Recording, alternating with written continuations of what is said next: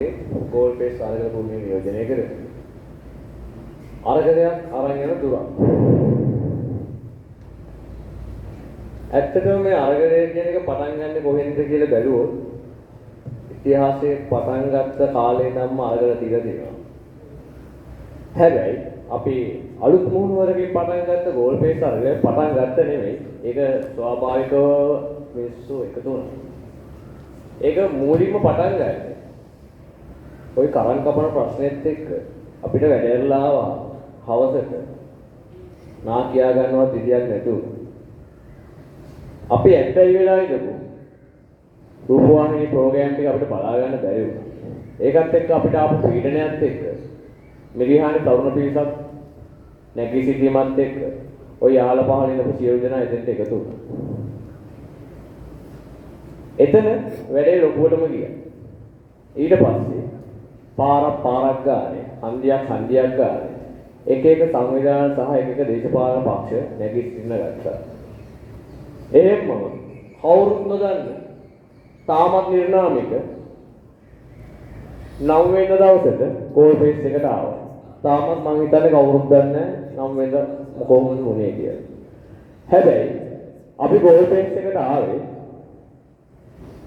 අපිට තියෙන මූලික අවස්ථා ටිකක් කඩ වෙච්ච නිසා ඒ වෙනුවෙන් කොහෙද සංවිධානය වෙන්නේ කිය ඉවල්ලාල්ල දැන් හොය ආපු තැනට එතෙන්ට ලොකු පිරිසක් එකතු වුණා.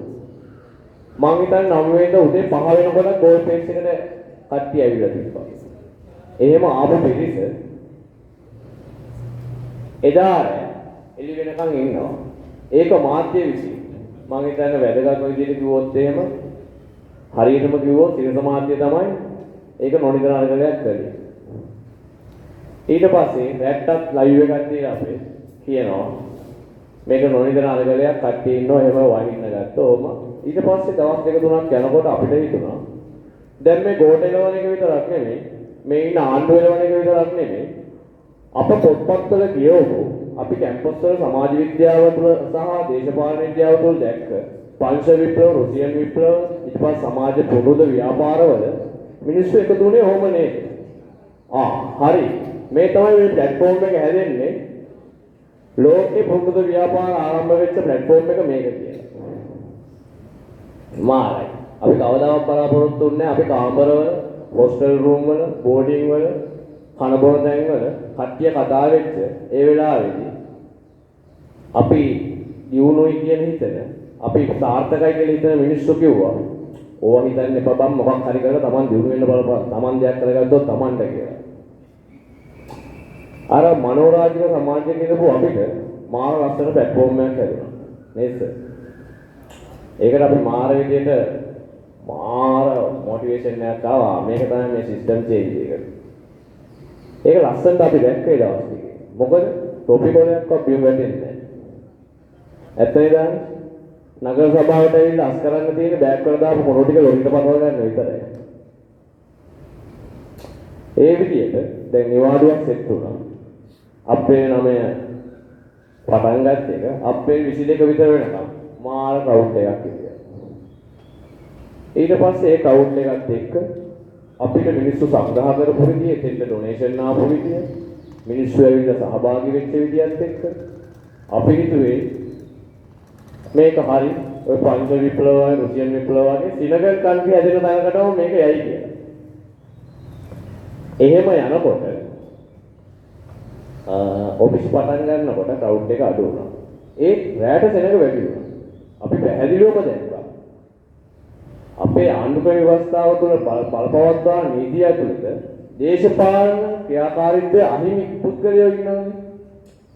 දැන් අපි ගත්තොත් පරිපාලන නිලධාරී ඊට පස්සේ පොලිසිය ඉහළ නිලධාරී කර්ම නිලධාරී හැබැයි ඒ අය උදේට ඒ අයගේ ළමයි සහ පවුල් පිටි ගෝල් පේස් එකට ගෙනල්ලා දාලා හවසට එක්කන් යනවා පැයට එක්කන් යනවා පරිපාලන ශාස්ත්‍රයේ ඉන්න අමාත්‍යාංශ රේකම්වරු අපි දැක්කා එයාලට එන්න බැරි වුණා එයාගේ පවුල් පිටින් ගෙනල්ලා ගෝල් පේස් එකට දාලා ආයි හවසට අරන් යනවා ඒ කියන්නේ හැම කෙනාම බලාපොරොත්තු වෙච්ච platform එක එතන හැදුනා. ඉතින් ඒ විදිහට යනකොට ගෝල් ෆේස් එකෙන් ලොකු දෙයක් වෙයි කියලා කට්ටිය බලාපොරොත්තු වුණා. ඇත්තටම අපිත් හිතුවා අපි දැකපු මනෝරාජික ලෝකය නිර්මාණය වෙයි. ඒ කියන්නේ 50000ක් පඩියක් ගන්න කෙනෙකුට 3500කට වගේ අලුතෙන් වෙන Apple ෆෝන් එකක් ගන්න පුළුවන් නම් ෆෝන් හොරකම් කරන්න ඕනේ නැහැ. ඩිස්ප්ලේ එකක් ගියාම ඩිස්ප්ලේ එකක් දාගන්න ඕනෙත් නැහැ මම හිතන්නේ. එහෙම වුණා. ඉතින් එහෙම වෙනකොට අපේ නම් වෙන පටන් ගත්ත අරගලයක් වුණා. ඊට පස්සේ 9 වෙනිදා අපේ මැයි 9 වෙනිදා අර රාජ්‍ය දූෂිත මර්ධනය ක්‍රියාත්මක වුණා. ඒක ලස්සනටම අපිට ආරංචි විදියට නම් ඒ ආපු පිරිස ආවේ මුළු ගෝල් ෆේස් එකම සුද්ධ කළා. සුද්ධ කළා ගම්වලක් ඵලය ආයේ රාජපක්ෂල රිජිමේ කියන එක සනාථ කරා. හැබැයි ඒක එහෙම වුණේ නැහැ. එහෙම වුණේ.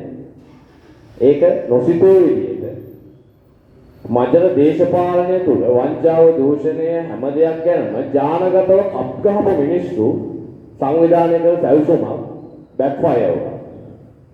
සුළු පිරිසක් බේරුණා, වැඩි පිරිසක් බේරි. ඉතින් එතනදී අපි හිතුවා මාර සමාජ බලයක් දැන් තියෙන්නේ කියලා. අපි මාර ශක්තිමත් වුණා. හරියටම හරි මේ රිවොලූෂන් එක වෙනවම තමයි. හැබැයි මෙන්න එතකොට දවසක් දෙකක් යනකොට එනවා ඊට වඩා බැක්ෆයර් එකක් කියලා අපිට. මොකක්ද උනේ? ඒ වෙලාවේ එනවා දේශපාලන පක්ෂ දෙක නායකයෝ දෙන්නේ. තව කට්ටිය ඉන්නේ. සජිත් කියන විපක්ෂ නායකතුමා ඉස්සරහින් එනවා. ඒ වෙලාවේ තමයි යුද්ධ බැටාලියන් එක ඉස්සරහම ඉන්න පැත්ත. අපිට හොයාගන්නත් බෑ අපේ මිනිස්සු කවුද අනිත් පැත්තෙන් ආව මිනිස්සු කවුද අපිට ආධාර කරන්න ආව මිනිස්සු කවුද කියලා. කොහෙන් පොල් පාරක් වදිනවා වටෙම වදිනවා. තේරෙන්නේ නැහැ. වදිනවා ගහන්නේ කවුද කියලා දන්නේ නැහැ. ළඟ ඉන්න එක hina වෙලා යනවා. ඊට පස්සේ අනිත් එක ඇවිල්ලා ගහනවා. ඒ ළඟින් hina වෙලා යන එක අනිත් එකකට ගහනවා. මේක දැන් තේරුම් ගන්න බෑ. උදව කෝටික ප්‍රශ්නයක් කවුද අපේයෝ කවුද ගහන්න ආපේයෝ කවුද අපිට උදව් කරන්න ආපේයෝ කියලා. ඊට පස්සේ සජිත් විපක්ෂ නායකතුමාට ප්‍රහාරයක් එල්ල කරනවා. එතකොට මේක වෙන්නේ වන් ගෝල් ෆේස් එක. ඒ කියන්නේ ගාලු මෝදුර පිටිය පැත්තට. අනිත් පැත්තෙන් ජනතා විමුක්ති පෙරමුණේ අනුර කුමාර දිසානායක කියන පක්ෂ නායකතුමා එනවා. එතකොට මේ පැත්තේ බැටාලියන් එකක් කියලා එකක් කියේ නැහැ. ඒ වෙලාවේ අනුර කුමාර නායකතුමා පක්ෂ නායකතුමා අර පැත්තෙන් ආවන ඒත් පිටි කරනවා. ඕක අපේ ලංකාවේ තියෙන මාධ්‍ය භාවිතාවේ මාධ්‍යවල මාධ්‍ය සංස්කෘතියේ තියෙන වැරැද්දක් හින්දා ඒක වැරදි විදිහට වැරදි මාධ්‍ය පාවිච්චි කරනවා. ඒක සමාජගත කරනවා අපේ වැඩිහිටි පරම්පරාව අර පක්ෂ පාට ඇඟේ කැවිලා තියෙන කට්ටිය ඒක ගන්නවා. ඒක අපිට හොඳට තේරුණා මේ ගම් වලට යනකොට වතු වලට යනකොට ඔයාලා අපේ නායකතුමාට ගැහුවනේ. ඒකින්ද අපි ගෝල් ෆේස් දෙන්නේ. ඊට පස්සේ තව පිරිසක් කියනවා ඔතෙන්ට දැන් අපිට එන්න බෑ. මොකද අපි කැමති නැහැ JVP ලේබල් එක ගහන්න. එතනින් තමයි ගෝල් ෆේස් ආරගලේ තිබ්බර අපිට තිබ්බර පුරුදු ව්‍යාපාරයකට යයි කියන එක පොඩ්ඩක් අවුල් ගියේ. ඇත්තටම. හැබැයි අරගලේ ඒ විදිහටම ගියා. අරගලේ කෑ ගහන්න ඕනේ දැන් අරගලේ ඒ විදිහටම යනවා. තාමත් කෑ ගහනවා. තාමත් ඉන්නවා. එක පුද්ගලෙක් හරි නැගිටලා ඉන්නවා. ඇත්ත කතාව ඒක. හැබැයි අපිට තේරුණා රාජපක්ෂලවලවත් ගෝඨාභයලවලවත් එළවන්න ඕනේ. එළවුවොත් නෙමෙයි මෙතන තියෙන්නේ. අපේ රටේ මිනිස්සුන්ගේ ආකල්පවල ප්‍රශ්නයක් තියෙනවා. අර මුලින් ආපු කොපි කොලේ දාන්න නැති කට්ටිය පහු කාලෙ වෙනකොට වැසිකිළියට ගිහලා වතුර ගහන්නේ තත්ත්වෙටපත් වෙනවා. එතකොට මේ සිස්ටම් එකේ අවුලක් තියෙනවා. අපි මුලින් බලාපොරොත්තු වෙච්ච මේ සිස්ටම් එක හැදෙන්න ඕන. ඒ සිස්ටම් එක හැදෙන්න නම් තරුණයෝ විසින් පටන් ගත්ත මේ අරගලය තරුණයෝ ඉවර කරන්න ඕනේ නැහැ. තරුණයෝ ඉවර කරනවා නම් වැඩිහිටි පරම්පරාව මොකටද? මේක රිලේ එකක්. අපි ස්පෝර්ට් මීට් වලට දිව්වේ රිලේ එකක්. මම හිතන්නේ දිව්වේ නැතත් දැකපු කට්ටිය ඉන්නවා. නැති කෙනෙක් වෙන්න බෑ මෙතන. ඒ රිලේ එකේදී පළවෙනියට ටීම් වලින් දුවනකොට පළවෙනි කට්ටිය අසාර්ථක වෙන්න පුළුවන්. හැබැයි දෙවෙනි පෙළේදී එන්න පුළුවන්. ওই තුන් මේ මීටර් 400ක් ගත්තොත් එහෙම 300ම දුවලා අසාර්ථක වෙන පුද්ගලයාගේ ටීම් එකේ අවසානයේ දුවන එක වින් කරන්න පුළුවන්. මේක තරුණේ පටන් ගත්ත අරගලයක වැඩිහිටි දායකත්වයේ මදි කියලා මම තාමත් ඉන්නවා ඒ මතේ. මේ රිලේ එක ගන්න තිබ්බා. අපිට හරි මහන්සි. දැන් හැමෝම අපිට ඇඟිල්ල දික් කරනවා. ගෝල් පේස් අරගලේ යෝජනාව කියන ඇඟිල්ල දික් කරනවා. ගෝල් පේස් අරගලේ මෙහෙමයි කියන ඇඟිල්ල දික් කරනවා. ඇයි තරුණයෝ පටන් ගත්ත එකට ඇඟිල්ල දික් කරන්නේ? වැඩිහිටි පරම්පරාවකට යුතුයකමක් තියෙනවා. විවිධ ශ්‍රේෂ්ඨ වලට යුතුයකමක් තියෙනවා. තමන්ගේ බැටල් එක අරගෙන දුවන්න. අර පොල්ල මාරු කරන පාඨපක්ෂ වලින් බෝල පාස් කරාට අපේ වැඩිහිටි පරම්පරාවට තිබ්බා. ඒ බැටල් එක අරගෙන දුවන්න. ඒ දුවන එකේ මදිකම තමයි මේ අරගලේ මෙච්චර දවස් යන්නත් මම හිතන්නේ හේතුව. අන්න ඒක නිසා මේ සිස්ටම් චේන්ජ් එක කරන්න නම් අපිට තනියෙන් බෑ. මේක ඉන්නවා මේක වැදගත්ම සාකච්ඡාවක් මෙතන වෙන්නේ මොකද කෝට එක අපිත් එක ඔලොක්කො හොඳටම ඉන්නවා. ඒ කියන්නේ මාර සතුටුයි. මොකද ලංකාවේ සමාජයක් විසින් පිළිගත් සහ උගත් සම්මත සහ උගතුන් ඉන්න උගතුන් වගේ මානුෂීය මිනිසුන් ඉන්න ලංකාවේ ප්‍රබලම සංවිධානය. ඉතින් ඒකත් අපිත් එක්ක එකතු වෙන්න ගැන සතුටු වෙනවා. ඉතින් ඒ වගේ අර ඒ සිස්ටම් චේන්ජ් එක කරනවා. අපි අවශ්‍ය සියලු දෙනාම Tamanට කරලා තියෙන ඩියුටිය මේ වෙලාවේ කරන්න ඕන. ඒක නිසා ඒක පළවෙනි අධීරයේ විදිහට ගෝඨාභය රාජපක්ෂ ජනාධිපති වහාම යා යුතුයි. හැබැයි ගෝඨාභය අපි එළවමු නම් වෙන්නද මේ සිස්ටම් චේන්ජ් එක නොවුනොත් ඊළඟට එන කෙනා ගෝටෙක්ම වෙනවා. මොකද රාජ්‍ය ආයතනයක පල්ලෙහාම ශ්‍රේෂ්ඨ ඉඳලා උඩටම යනකම් ක්‍රමාරෝපිතව සොරාකෑම වංචාව අක්‍රමිකතාව ඒ සියල්ල තියෙනවා. ඒ වගේම සෑම ශ්‍රේෂ්ඨයකම පිරිසුදුභාවය කියන පිළිබඳව ප්‍රශ්නයක් අපි හැමෝටම තියෙනවා. ඒ පිරිසුදුභාවය අපේ තියෙනවද කියලා අපිට ප්‍රශ්නයක් තියෙනවා. මොකද අපි ඒක සාධාරණීකරණය කරගෙන තියෙනවා. එයා කරනවා මම කරාම මොකද? උඩින් එහෙම කරනවා නම් අපි පල්ලෙන් පොඩියට ගෑවහම මොකද කියන්නේ? අන්න ඒ ක්‍රමවේදය වෙනස් වෙන්න ඕන. ඒක නිසා මේ දෙකම සමගාමීව යන්න ඕන.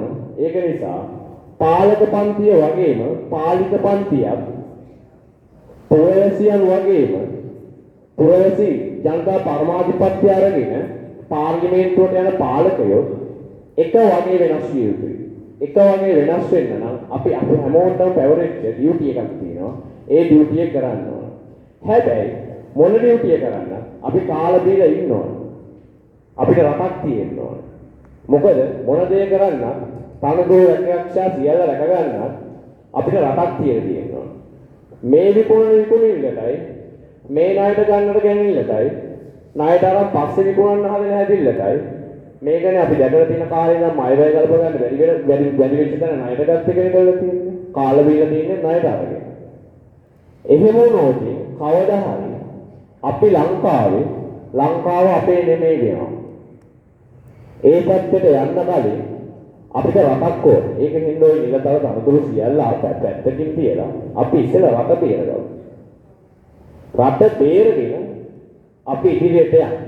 ඒක බේරගන්න නම් මේ පිස්සු පාලකයා වහාම ඉදර යා යුතුයමයි. ඒක නිසා මේ සිස්ටම් චේන්ජ් එක කරන්න අපිත් එක්ක එකතු වෙලා Tamanට පැවරෙන තියෙන මේ විශ්වයේ පැවරෙන තියෙන රාජකාරිය හරි ලෙස ඉටු කරමු. ඒකම 9 වෙනිදා අපේ අරගලය නෙමෙයි, ගෝල් පේස් එකේ අරගලය නෙමෙයි, රටේ අරගලය විදියට සියලු දෙනාම පුළුවන් විදියට කොළඹට බැරනම් ගමේ හරි මේ දේශපාලඥයාගේ කොන්ද නවලා අපි ගාව දන ගස්ස ගන්න ඕන. මොකද අවුරුදු 74ක දේශපාලනය ඊටත් ඔබට ගියන් පස්සේ ආරක්ෂකේ ඉඳලම උනේ පාලකයට කෂේරුකාව නවාගෙන වෙලට බහපු යුගයක ඒක නිමා කරගෙන පාලකයට කොන්ද කෙලින් තියන් කතා කරන්න පුළුවන් පරපුරක් පිහිවෙන්නවා. එතකොට තමයි හොරෙක් රජ වුණත් හොරකම් කරන්න බැරි සමාජයක් හැදෙන්නේ. ඒක හදන්න අපි ඉස්සෙල්ලම පටන් ගමු ගෝල් පේස් අරගලේ පළවෙනිම කාරණය වන ගෝඨා ගෙදර යවලා ගෝඨගේ රනිල් දීරණියගේ තීන දූෂිත දී ආණ්ඩුවත් එක්කම ගෙදර යවන්න පුළුවන් පුරවැසියන්ට විතරයි. ඒ පුරවැසියෝ එකාමෙන් නැගී හිටියොත් විතරයි ඒක වෙන්නේ. ඒකින්ද 9 වෙනිදට අපි ලංකාව පාරක බහැලා ලංකාව පෙන්නමු. පුරවැසි බලය තමයි, මිනිස් බලය තමයි රටේ ශක්තිය අපි බලිනවා බලා එළවනවා කියලා අපි සියලු දෙනා එකාවෙන් නැගී සිටිමු. අපි තනි නොකර අපි එකාවෙන් නැගී හිටලා මේ අරගලය ජයගමු කියලා අරගලයට ජය වේවා කියලා මම නිහඬ වෙනවා. ස්තුතියි. සහෝදර පොඩි ප්‍රශ්නයක් තියෙනවා. අර ඔබතුමාගේ වන වයස පිළිබඳ ප්‍රශ්නයක් කියලා මේ සජිත් ප්‍රේමදාසලත් එක්ක එකතු වෙච්ච එක. වයස පිළිබඳ ප්‍රශ්නයක් කිව්වනේ. වයස පිළිබඳ ප්‍රශ්නයක් කිව්වා. අහගෙන හිටිය මට නම් තේරිච්ච විදියට. දැන් සජිත් ප්‍රේමදාසලත් එක්ක එකතු වුණේ වයස පිළිබඳ ප්‍රශ්නයක්ද ක්‍රමයේ පිළිබඳ ප්‍රශ්නයක්ද කියන නෑ සජිත්ලත් එක්ක සාකච්ඡාවට ගියේ. අපි සාකච්ඡාවකට ගියේ අපිට අරගල කරුවෝ විදියට දේශපාලඥයෝ පාට පක්ෂ බෙදාගත්තට ඒක දැනුවත් වෙනවා. ඒගොල්ලෝ පුරවැසියෝ. පුරවැසියෝ හින්දා මේ කියෝනේ. අපි ගියේ බැටන් එක දෙන්න ඕනේ කිව්වේ. බැටන් එක දෙන්න ඕනේ කිව්ව වරද්දගත්ත ලාල්ලයි. බැටන් එක දෙන්න ඕනේ තරුණයෝ පටන් ගත්තාම මේකේ ඉනෝ විද්වත් මිනිස්සු. වැඩිහිටි පරම්පරාවක්. නීතිය සම්බන්ධ පිරිස් ඉන්නවා. ඊට පස්සේ මේ කියන්නේ අපි මේ රටක් නේ හදන්න හදන්නේ. රටක විවිධ ශේෂ්ත්‍ර තියෙනවා. අපේ ශරීරයක් ගත්තාම අපේ අවයව පද්ධතියක් තියෙනවා. එක අවයව පද්ධතියක් අක්‍රමිකව වුණොත් අපි මැරෙනවානේ. ඒකෙනින්ද මේ සම්පූර්ණ අවයව පද්ධතියම ශක්තිමත් කරනවා. නැතුව ඔක්කොරු දෙක නැතුව මිනිහෙක් පණ අන්න ඒකෙනින්ද මේක තරුණයෝ පටන් ගත්තට තරුණයන්ට කියන්න එපා මේ ගෝල් බේස් අරගෙන මෙහෙමයි කියන එකට වඩා එයාලගේ ඩියුටි එක කරනවා. ස්ටෙප් එකකින් ස්ටෙප් වයි. ඒ කියන්නේ මෙතොලොජි ටික හැදෙන්න ඕනේ එහෙම. අන්න ඒකයි මම විස්තර කරේ. ඒ හම්බෙන්න ගියේදී අපි හම්බෙන්න ගියේ ධනින් වැටෙන්න නෙමෙයි. අවුරුදු 74ක් නම්බර් යුගයේ වහලක් උඩින් කපුටෙක් යන්න බෑ කියන එක සත්‍ය නෙදී. ඒකනේ දේශපාලන බය නැතු හොරා කෑවේ. අපි ගියේ ඒ සංවිධානය කරපු මිනිස්සු මොනව කරාද කියලා අපි දන්නේ නැහැ. අපි ගියේ උරගේ මාළු උරගේ පිටේ තියලා කබල එන්න. අයිය ලක්ෂ ගණන් වියදම් ගන්න අපිට සල්ලි නැහැ. නෑ මම මේ ප්‍රශ්නේ අහුවේ සමාජයේ ඇති වෙන නිසා ප්‍රශ්නේ අහුවේ. ඒක අනිවාර්යයෙන්. මේ අපි ගියේ එයාට කියන්න අමතක වෙලා තිබ්බනේ තාම පුරවේ සිටුකමක් කියලා. ඒක මතක් කරලා. අපි කොතනකවත් කිව්වේ නැහැ. මම දැක්ක ඇතිරිද්ද ඔබතුමා. ඔයාලට අපි අරගෙන පරදී කියලා. නෑ මම දැක්ක එතන හිටියා. හැසිරුනේ වේශනූරූපණ යන්ත්‍ර විදිහේ නෙමෙයි. ඒ කියන්නේ ඒගොල්ලන්ට ඕන විදිහට නෙමෙයි හැසිරුනේ. මම දැක්කා ඒක. දෙලින්ම ඇහුවා. මේ අන්තර්කාලීන පාලන ආණ්ඩුවක් ආවොත් අගමැතිකම බාර ගන්නවද? හැබැයි බාරගත්තොත් බාරගන්නේ ගෝඨාභය ජනාධිපතිගේ අතටද කියලා. නැත්තම් ෂුවර් නෑනේ මේ සාකච්ඡා කරන්න විදියට. ඔව් හරි. ඒක අපි ඇහුවේ වෙලාවට. ඒකයි මම දැනුවත් වීම සඳහා තමයි ඇහුවේ. නෑ නෑ හරි. thank you.